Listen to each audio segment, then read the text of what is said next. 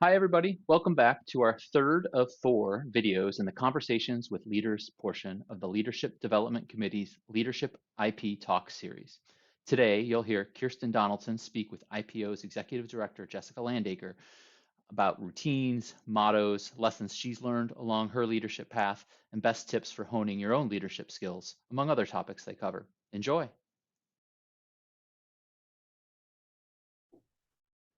Well, welcome to our next interview in the IPO Leadership video series. My name is Kirsten Donaldson, and I am the Vice President of Legal for the Digital Media Association.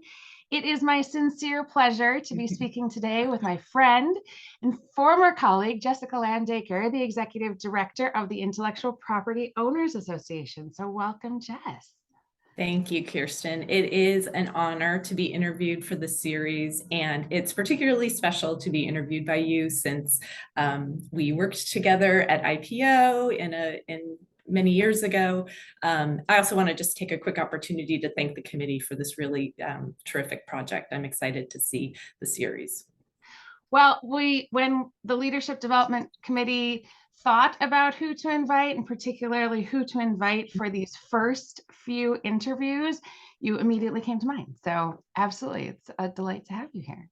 Thank you.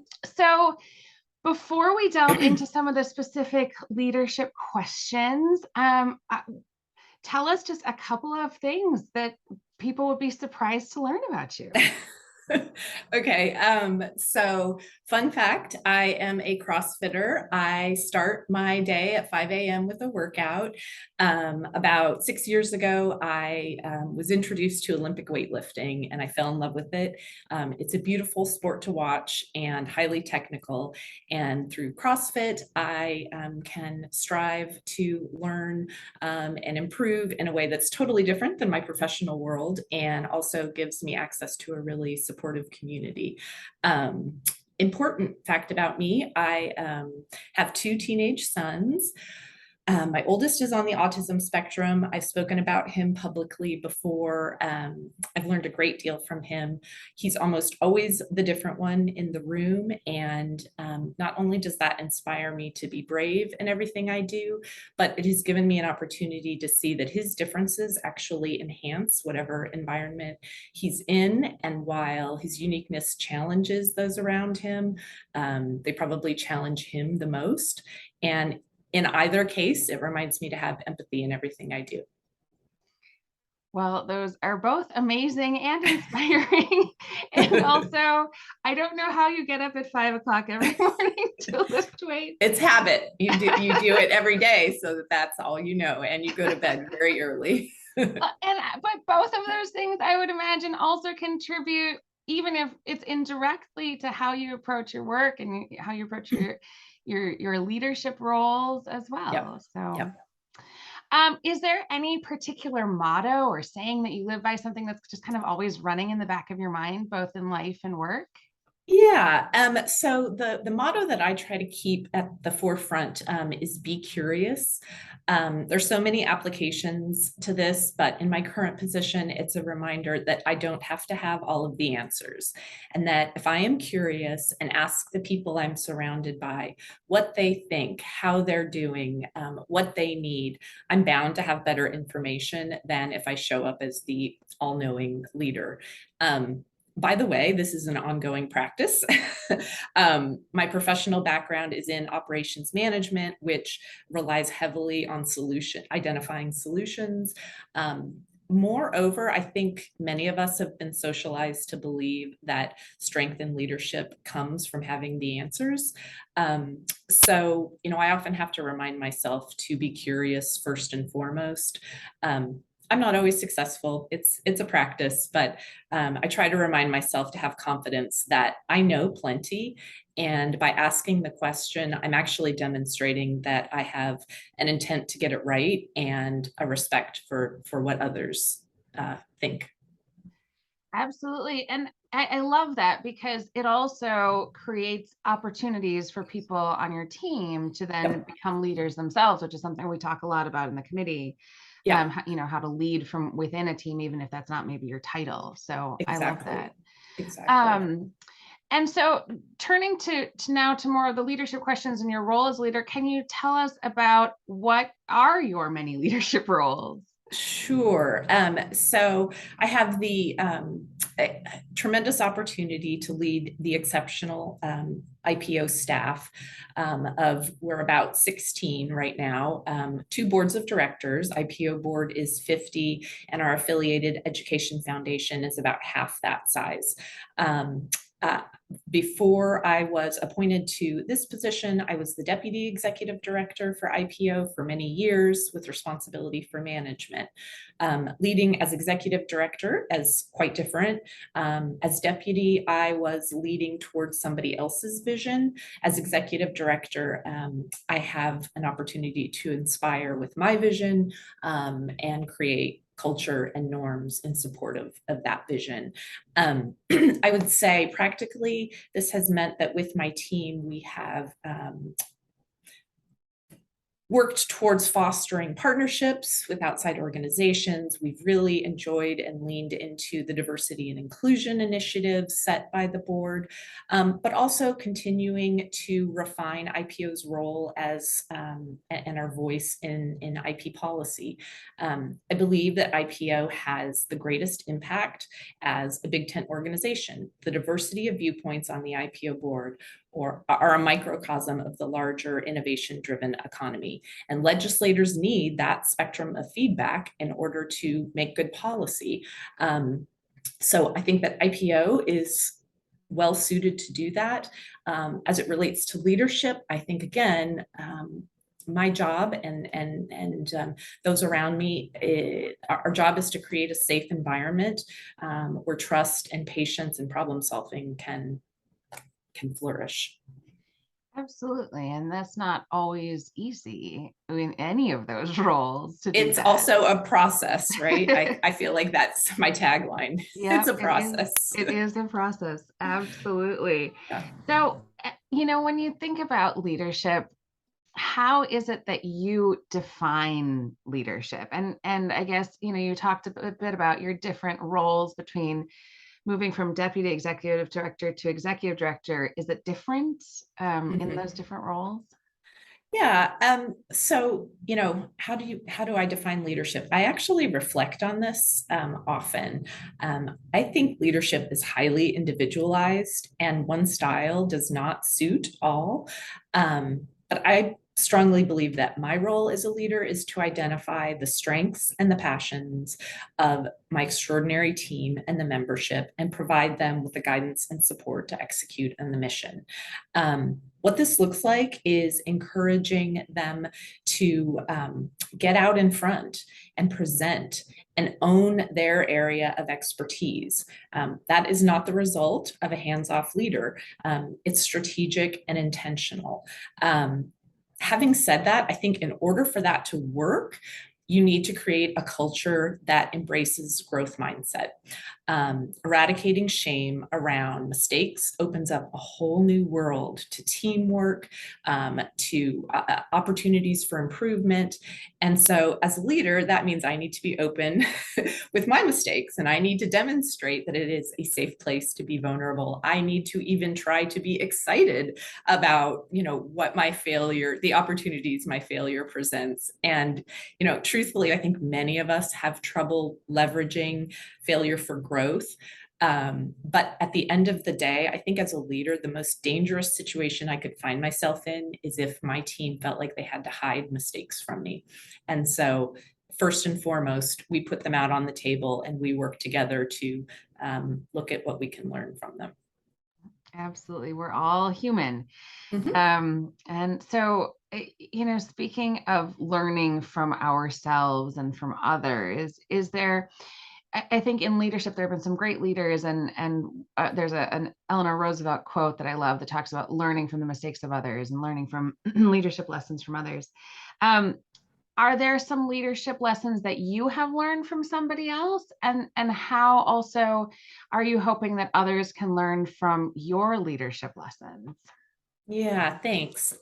So I think that I've learned that there are many different approaches to leadership, and that personally, I am the best when I lean into a style that's genuine and authentic to me, even if that is very different than what has been demonstrated for me by other leaders. I will say, I actually came to embrace that from an IPO leader who I respect very highly. And it reminds me that we all serve as a role model for someone, right? It doesn't matter who you are, there's somebody out there who is offering a nugget of advice that speaks to you or allows you to really embrace what you know to be true. And again, for me, that is despite leadership styles that have been demonstrated, I choose a path that fits me and allows me to be the most effective. Another lesson would be listen and watch first, take action second. Appreciating the culture and what has come before you, I think, is really important to creating a strong team. And as I said earlier, I think creating a strong team is, at the center of leadership. So for those who are aspiring to be leaders, what advice do you have for them? Well, I guess I will repeat essentially what I just said. Work with what you have. Lean into who you are, right? Trying to emulate a style of leadership that is not authentic to you will lead to frustration and feeling demoralized. So that's one. Also, ask for what you want and trust your instincts on who will support you and when is the right time to ask. So this might mean to have patience and perseverance, but those combination of asking for what you want, but trusting when is the right time to ask and how to ask and who to ask, I think is very important. Seek out mentors who you respect. Again, not one size fits all. If you are participating in IPO's mentor program or a mentor program through your organization or community, if it's not a good fit, then ask for a restart, because I think mentors, like leadership, are highly individualized. And then finally, practice being a leader. So plug for IPO. I think IPO is a great training ground to practice leadership through our committees. Would be one way. You can volunteer to serve on a subcommittee within your committee or on a standalone project. You can and then present that to the larger committee. You can put your name forward for consideration for a leadership position on a committee. You can select one of several programs of our IPO Education Foundation and take those back to your organization or your community and lead in that way. So there are lots of ways to practice your leadership skills through IPO. So I hope members will continue to take a look at that as a resource. Well, I will absolutely second that. Serving in a leadership role within IPO, I think, is a tremendous way not only to build your skills as a leader, but also to just build your network within the IP community. There are so many amazing IPO connections that I have made throughout the years, and then you continue to see and build on those connections throughout the years. So absolutely. So it is abundantly clear that you have spent a lot of time thinking about and being very deliberate about being a leader, but then you actually have to lead, and that's exhausting. So what do you do to re-engage as a leader? So I guess I'll start with a fun answer and then follow that with something that might resonate more. The first is I love podcasts. I'm a bit of a shark in the sense that I'm always moving, and podcasts allow me to take in information or be entertained or relax or do a deep dive on a topic that has nothing to do with what I do on a daily basis while walking the dog or meal prepping or driving the kids to and from activities. So it's a very passive way that I find I actually work through leadership problems, but in a subconscious manner, right? And I come out of them feeling like I often have creative new ideas, new approaches, new outlooks on things. It's almost meditative in that if I were intentionally trying to solve a problem, I might get stuck. When listening to podcasts, I come out and something that doesn't apply at all to the daily, to the daily grind, suddenly, I can bring a different perspective and solution. So I love podcasts. I guess the other one would be, when I am feeling disengaged as a leader, I think having a trusted colleague or friend who is willing to be a sounding board and listen to whatever it is I'm grappling with, my fears, challenges, concerns, is really important to me. Leadership can be isolating. There are lots of hard decisions, lots of difficult conversations, and I think it's really important to have someone that you can talk through what is churning through your brain. And often, what it does is brings clarity to what I knew all along to be true, but having somebody I trust and respect sort of either give me their thoughts or even just be curious themselves, right? And ask those probing questions. It is very helpful for me to sort of re-engage, re-energize, right? I'm on the right track. Let's get back to it. Yeah, exactly. Or sometimes they give you new ideas of maybe I didn't think about that approach or. Absolutely. Yeah.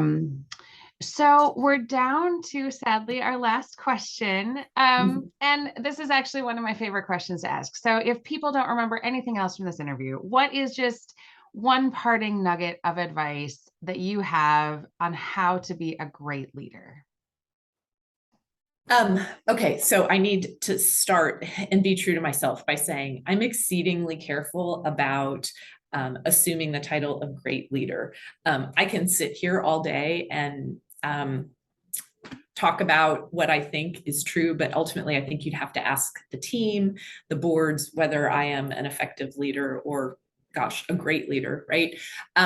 Having said that, I really think that if you can observe others, at other leaders, I think that is incredibly powerful. For me, it has been. I have had the privilege of watching the IPO board in action for many years, and that has given me a lot of opportunities to observe different approaches to facilitating discussion, reaching compromise, drawing out diverse viewpoints.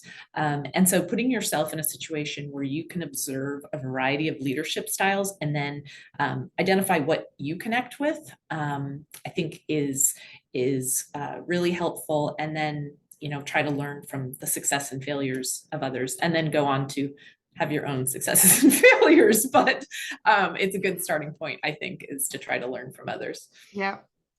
No, that's great advice. Thank you. And just thank you for taking the time today. This has just been an amazing conversation and an absolute pleasure in interviewing you for the IPO Leadership video series. So again, thank you for sharing your wisdom and advice with us. Kirsten, it has been absolutely my pleasure and honor, and as I said, a real treat to be able to do it with you. So thank you, and thank you to the committee for taking on this project. I really look forward to seeing the interviews that make up the series. As do I. And so thanks for those of you watching. And also just keep an eye out. We're hoping to do these on a regular basis. So keep an eye out on the IPO Daily News and other emails that might come your way. So thank you. All right. Okay. Have a great day. Bye-bye. Bye.